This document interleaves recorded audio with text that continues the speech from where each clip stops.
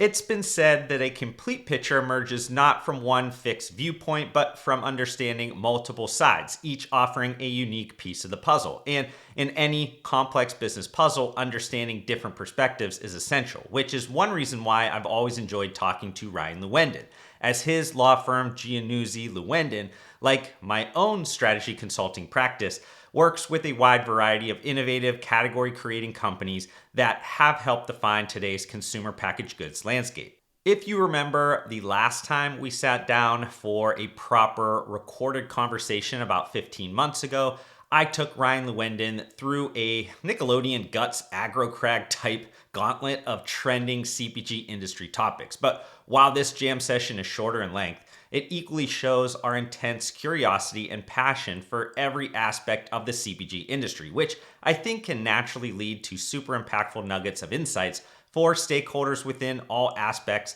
that span from MAHA movement changes to tariffs and everything in between. But before jumping into these interesting topics and many more, I wanted to quickly provide some additional context. For anyone watching the video version of this podcast episode, you might notice the background is different. And that's because it was captured on site at the Beverage Forum. I was involved again in the new era of this prestigious gathering of beverage industry executives, but this time focused on helping them launch a new podcast called Poor Decisions. So do me a huge favor and follow the Poor Decisions radio handle across all social media platforms, as the podcast will feature weekly episodes unpacking the untold stories behind the world's most iconic and emerging beverage brands. Also, an extra special thanks to Cognizant for not only being the title sponsor of the Beverage Forum 2025, but supporting this awesome piece of content.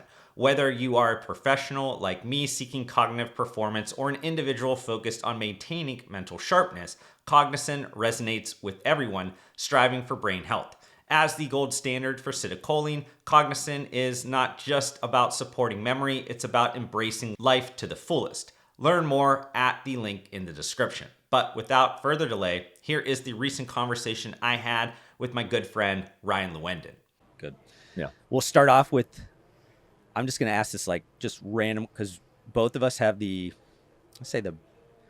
great position to like work across a ton of categories. Now you have even ones that are outside of CPG and things and projects that you work, but like, what are you falling in love with lately? Like category wise or like, is there things that just have, you keep going back to, like you're drawing you in? Like, I know that was like a weird first. That's a great one. What am I falling in love with these days? I mean, look, we're at Bev Forum. Beverage is like probably my first and always going to be one of my loves, and then, in the beverage sort of categories, I like, this is not too sexy, but I love the tea category. I love the coffee category. I love the trends right now that are sort of going towards clean label.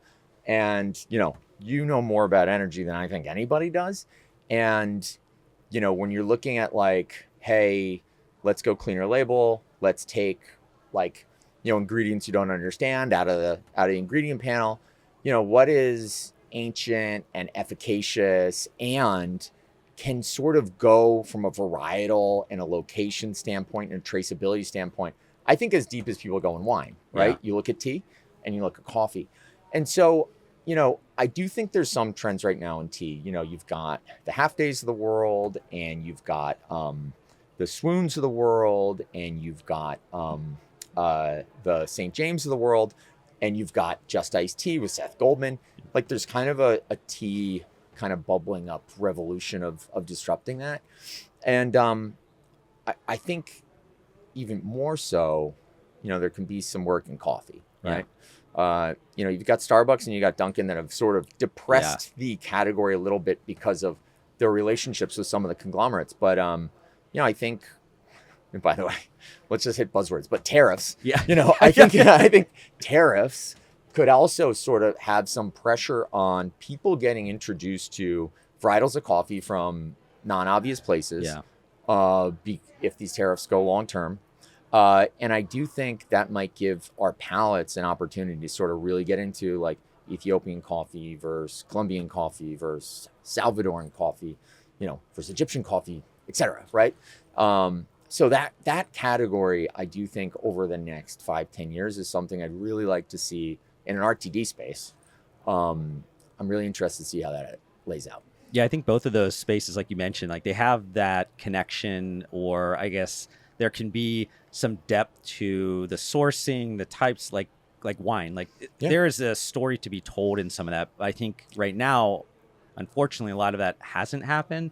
And I got crushed by this statement, and I'm going to say it again. And when I post this, probably I'll get crushed again. But I made this comment around the last bit of the inflation, and I'm not stating that tariffs cause inflation, whatever, because that's in its own right. But I said that the last bit of inflation actually was, in a way, a silver lining to kind of break us from this mold of just the cheapest, easiest thing. Like it got people to shift their mind a little bit, and maybe that allowed them to explore things or be more selective on things and maybe learn about things. So when you're talking about if it's different, coffee varieties or teas, and like even that whole lineage of traceability, where like it provides the opportunity for a founder to be able to justify that, and that maybe gives them the right to win customers that maybe wouldn't normally be there because they're just defaulting to the cheapest thing possible. So like I think that, and this is maybe the strategist in me, I'm a counterpuncher, like everything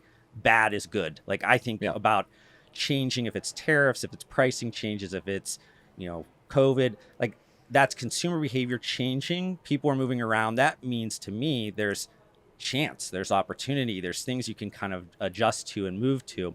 But a lot of times people can't get over the initial punch in the face, and I'm like, I'll eat the punch and like let's see what else we can do with this. So I do think like tariffs in another case, if we want to move this in a different direction, or even just the MAHA kind of that movement of like a lot of that, I think provides the opportunity for every single product, even the ones that you would consider etched in stone, to now have to go through a renovation phase. Like everything's up for debate again. Like, if it's Gatorades with color, everything, the panel is now opened up again. So if I was anybody in the space, if I'm a supplier, if I'm a whatever, all of a sudden the ones that you could never touch because they were locked into deals becomes an opportunity again. But people are looking at it like, oh my God, this is so much hectic. Like, there's a lot of opportunity too. Dude, I think both those things in terms of creating opportunity for sort of insurgent brands, it's potentially massive, right? I mean, the MAHA stuff of like, hey, let's revisit, calling some of the stuff that in the US we use that we don't use outside the US. And, that big companies have used for a long time to sort of reduce cost and make things more economical. Taking those out, that's a huge opportunity for insurgent brands who haven't been using those themselves for a long time. The tariffs create this opportunity for nimble supply chains. If you can move your coffee source from a high tariff place to a lower tariff place, like a Starbucks can't just do that. The volumes they're operating on, they have to operate on a slower scale. But also, look, you talk about the acquisition sort of environment. Like, let's say this progresses, right? You take your dyes out of your Fruit Loops, right? It increases the price somewhat, but like people are only going to pay so much money for Fruit Loops.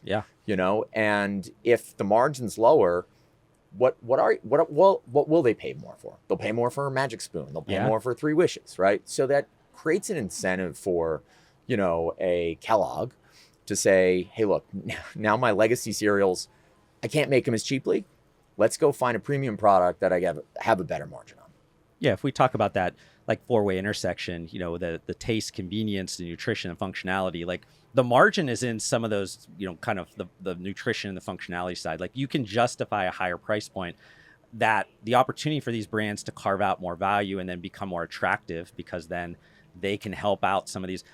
My, I guess, concern a lot of times, and this is maybe a little bit less on the food side than it is when we're talking about some of the big players in the beverage space, is that they've built this structure that's set up for certain things. Like you have to be burning at such a heat before the gasoline doesn't put you out. It actually, so can they adjust and adapt to be able to take advantage of this? And do they see this as an opportunity, or are they going to decide maybe that's not the right move for them? Like, I think there's still a lot of posturing that are going on, but you do see, I think, with the string of acquisitions over these last, I mean, big ones. Yeah. Obviously, there's a lot of the smaller ones as well that, Yep. that don't get as much press, but Yep. there is an appetite still for these emerging challenger, category brands or whatever. Like I would argue that it's just as great of an opportunity as ever. There's never been a better time to like build these things and go through the stress, it's worth it. I'd say absolutely. I would say that, look, the guidance from the major conglomerates has been like somewhat dismal, right? Yeah. Pepsi, Coke have all sort of said, hey, the guidance is down. Yeah. But when that happens, look, there are companies that are used to losing pennies of market share a day. And if that's going to sort of advance, right? If that's going to speed up, they're going to look to replace that through acquisition. And, we haven't, the spirits industry, which is inevitably moving into the non-alc CPG industry, has only started to scratch the surface of that, sort of melding of those genres. Yeah. And, you look at like Fever Tree's, U.S. acquisition by Molson, which I worked on, as a really sort of interesting partnership between two parties, which, allows Molson to get significantly into non-alc in a sort of a very unique way, but partnering with Fever Tree, right? As opposed to a straight acquisition. It's, I think, and I'm watching it, obviously, I think it's going to be wildly successful. And if it is, I think that deal is going to be looked at as sort of a seminal moment in unlocking the beer house's sort of entrance into some of these non-alcs. Because you've seen it, right? Like, Budweiser could have acquired Ghost. Yeah. And they didn't, because the thing was, they were worried it was going to consume the company. Yeah. Right? Because the growth was so crazy, the price was so high, it kept them out of the game. But, now you see they're looking at sort of alternative, ways to get into these industries and sort of make money. I'm super excited about, the next 3 years, what that looks like, because look, the more people in the mix, the more activity there's going to be. Yeah. I love this whole total beverage idea of like, but, working within the current, we'll call them archaic rules that were established for prohibition, you have to play these games to get around. One of the things that I highlighted a few years ago that I think maybe we'll start to be even more leveraged is like these proxy investment vehicles where then, say PepsiCo and Celsius then acts as an acquirer, but yet through, some other direction they can get involved, where similar with any of these kinds, like you end up playing it and maybe you can leverage it in different ways, but like it's a chess or a multi, game speed chess thing over just the typical checkers acquisitions type of thing. Like, I think there's going to be a way for them to play these games differently that then they can get around the rules, because who knows if they ever change. I mean, absolutely, man. I mean, like, I think that what the bigger parties are doing is they are getting smarter about how to work with the sort of, smaller, more insurgent companies that have like massive, amazing marketing funnels that, they wish the bigger companies wish they had, but, not close to any of the resources. Like, if you look at Bloom Energy's launch, which, is very much driven by, Mari and Greg and Leo, and, that's their brand, they're in control of it. But, they're powered by Nutrabolt's partnership, which is powered by KDP's partnership. Yes. And, those beverages are, in Target and major retailers, and, all those associations allowed that to happen. But, I think that product launch has to be the biggest, most successful launch of an independent beverage in at least in energy. Nobody's even talking about it. How massive that, like, I don't know why.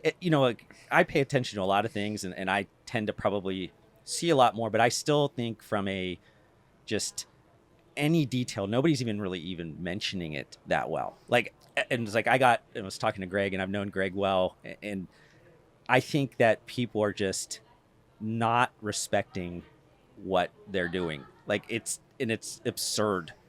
To their detriment. And it's at kind some of like point, probably. the Bloom Pop, like you think he's talking about how people are just trashing, like what right do you have to launch this? And it's like, you have no idea even like, do you know what we've done? Like, you could have said that with energy and you probably did. And we proved you wrong and maybe, we'll try it again or whatever. But I think like and this is probably one of my things that I mention a lot of times is that the nutrition channel, the ones that started or incubated with powders or capsules or pills, like there's a little bit of disrespect from the old guard of the big CPG food and beverage where they still look at them and they maybe don't respect their brashness of actually being able to make it happen. Like, and it's kind of sad because I think with Ghost or Alani or, even Nutribullet, like they've proven that they can do it. It's not that they are just talking into the air and like hoping this is happening. It's happening. It's past that point. So when these guys come out, I would hope that they can see these guys for what they are and like respect it, because a lot of them are eating their lunch. Like they're just like, look, I agree. It's an antiquated way of looking at these brands. I mean, it's, thinking about it like when people were selling tubs of creatine and whey protein and there was no brand loyalty, that doesn't exist anymore. I mean, people can launch these direct to consumer powdered products. Vital Proteins was a great example of one as well. Think about AG1, like AG1, this literally has no idea how big that company is. No, like people have no idea. Right. And now they have staying power, and now you're seeing those companies move into the lower margin, higher cost, but higher reward, categories. And, I agree they're being overlooked and sort of underappreciated, undervalued, but this is why this is such an exciting environment, right? Because this industry is constantly being re-envisioned. It's constantly being improved. It's constantly being reimagined. Will in our lifetimes, we see, a beverage company overtake Coke or Pepsi for sort of supremacy? I don't know. It'd be interesting to see, but it's missing. It's all those blind spots that those big companies have, which might make that possible someday. Yeah. I mean, I think there's a higher probability every day. Like I always thought that's just no chance. Yeah. But I don't know. I think it's going to happen. I don't know. I was trying to think of like outside of, you mentioned the Fever Tree deal. Is there any other ones recently that has just been super cool that you were like, man, what a chance we had to work on that one? Yeah. There's a few, we have a few in the hopper that are probably this year, next year that I can't talk about, unfortunately, because of client confidentiality. One I really love is Promix, which we did end of the year. And obviously Albert and Devin are good friends of mine. But and I kind of saw that from the beginning, but looking at what they did in sort of that clean label, that sort of the clean label supplement area, right? And hey, we're doing, beef liver pills, and we're doing sort of sustainably traceable sort of sourced whey. And, we're having we're doing more of a sort of food as medicine hybrid of supplements. And seeing how that resonated with consumers, right? Devin was my trainer at one point, and I remember when we were sort of working out, we'd be chatting, and he'd be like recommending stuff to me, and he'd be like, "I need to build a more simple way for people to get their sort of health and wellness," and he's absolutely done it. He has the farm, he's got honey, and he's got Promix, and to watch Promix sort of the tear that they're on, and then to see the partnership that they started with, Payne Schwartz and that was led by James Brennan. I love what they're doing. I love seeing where they're going, and they're just continuing to move on. Yeah, it's just scratching the surface. That's one of those ones where I know I mentioned it, but I didn't see a lot of other people mentioning it. And it was something that I thought was just underappreciated in the market. And I think just in general that brand probably just wasn't flashy, which in a good way. Like, it was, it really stood on its laurels of like, this is what we are. Here's our hard lines. You're going to be a part of this. You're going to be connected to this. And if you don't get it or you appreciate other things, that's okay too. And I think that the guys that you talked about it, like, they embody that, like they are living it and breathing it. I think I met Devin maybe at a gym like there in New York City. It was involved with another supplement company at the time, and like the first time I talked to him, he was like exuded energy and like positivity, and this, like, I was like, I'm blown away. I felt a little uncomfortable because I was, totally a different person. Like I'm a different person. Like like I could just, okay, all right. Like it lit me up a little bit, but I also was like, this guy, like what kind of things are he taking? Because I'm interested in that. It's like, But when I, saw that deal, I was like, this is a good deal, good partner, good. Like this makes sense. This is one that makes sense. A lot of times you see it and you're like, I think I know why they did that. And people in the know probably, can decide that. But then there's the ones you just go, oh, yes, like that makes sense. That is a 1 + 1 = 3 thing. Like now they just have to keep executing on what they're doing. And they're really just early in on this. I think you mentioned like the natural, the traceable, like a lot of those hard lines because of how nutrition start, which is weird because a lot of the things that nutrition does, like it wasn't really for the health of the consumer. It was like to over stimulation, over sweetened, over like a lot of things that just for whatever reason were these dark holes that people didn't think like, oh, these actually are not good for people. But they are doing things that were not sexy before they became, now they're sexy, and I think they have a lot more runway left. Look, I love that. I love the trends. I